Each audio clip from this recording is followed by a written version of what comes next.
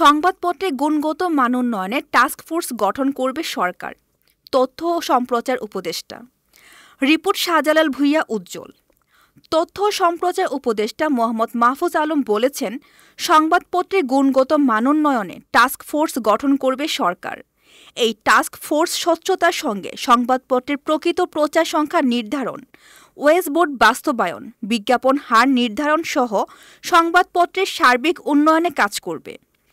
গতকাল সোমবার তথ্য ও সম্প্রচার মন্ত্রণালয়ের সভাকক্ষে চলচ্চিত্র ও প্রকাশনা অধিদপ্তরের অংশীজনের সভায় উপদেষ্টা এসব কথা বলেন।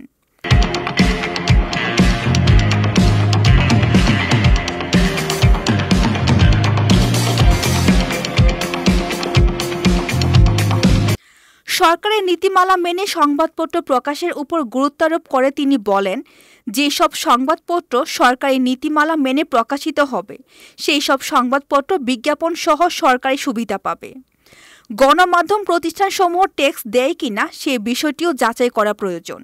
সরকার কোনো সংবাদপত্র বন্ধ করতে চায় না উল্লেখ করে তিনি বলেন, সংবাদপত্র প্রকাশের সঙ্গে সংশ্লিষ্ট প্রত্যেকটি স্তরে স্বচ্ছতা নিশ্চিত করতে হবে এবং বিভিন্ন সংবাদপত্রের মধ্যে প্রতিযোগিতার পরিবেশ সৃষ্টি করতে হবে। বিগত সরকারের সমালোচনা করে তিনি বলেন, বিগত ফেসিবাদী সরকারের আমলে অনেক মন্ত্রী এমপি বিভিন্নভাবে গণমাধ্যমের মালিক হয়েছেন। এইসব গণমাধ্যমের সার্বিক অবস্থা যাচাই করে প্রয়োজনীয় পদক্ষেপ গ্রহণ করতে হবে। সভায় গণমাধ্যম সংস্কার কমিশনের প্রধান কামাল আহমেদ বলেন, যেসব সংবাদপত্রের মধ্যে সুষ্ঠু প্রতিযোগিতা থাকবে না সেই সব সংবাদপত্রকে সরকারি পৃষ্ঠপোষকতা প্রদান করাই উচিত নয়। তিনি ইংরেজি সংবাদপত্রের জন্য পৃথক নীতিমালা করার উপর গুরুত্বারোপ করেন। তিনি কোনো সংবাদপত্র বন্ধ না করার জন্য সরকারের প্রতি আহ্বান জানান।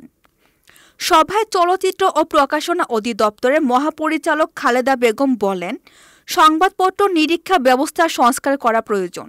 ডিএফপি যেন চাপমুক্ত হয়ে স্বচ্ছতার সঙ্গে সংবাদপত্রের মানোন্নয়নে কাজ করতে পারে সে বিষয়ে তিনি সংশ্লিষ্ট সকলের সহযোগিতা কামনা করেন। সভায় সংবাদপত্রের প্রকৃত প্রচার সংখ্যা নির্ধারণ, সংবাদপত্র নিরীক্ষা ব্যবস্থার মানোন্নয়ন এবং সরকারি বিজ্ঞাপন প্রদানে স্বচ্ছতা প্রতিষ্ঠায় করণীয় বিষয়ে আলোচনা করা হয়। সভায় তথ্য ও সম্প্রচার মন্ত্রণালয়ের সচিব মাহবুবা ফারজানা, গণযোগাযোগ ও সাংবাদিকতা বিভাগের অধ্যাপক ড. গীতি আরা নাসরিন, জাতীয় প্রেস ক্লাবের সভাপতি হাসান হাফিজ, দৈনিক মানবজমিনের সম্পাদক মতিউর রহমান চৌধুরী, বিএফইউজের মহাসচিব কাদের গনি চৌধুরী, ডিউজের সভাপতি শহীদুল ইসলাম, দৈনিক প্রথম আলো নির্বাহী সম্পাদক সাজ্জাদ শরীফ, দৈনিক দিনকালের ব্যবস্থাপনা সম্পাদক শিমুল বিশ্বাস, দৈনিক নয়া দিগন্তের নির্বাহী সম্পাদক মাসুমুর রহমান খলিলি সহ বিভিন্ন সংবাদপত্রের প্রতিনিধি ও সরকারি কর্মকর্তাবৃন্দ উপস্থিত ছিলেন। এতক্ষণ আপনাদের সাথে ছিলাম রেহানা সুলতানা প্রীতি। পরবর্তী নিউজ আপডেট পেতে চোখ রাখুন news24bd.net এর ফেসবুক পেজ এবং ইউটিউব চ্যানেলে। ধন্যবাদ।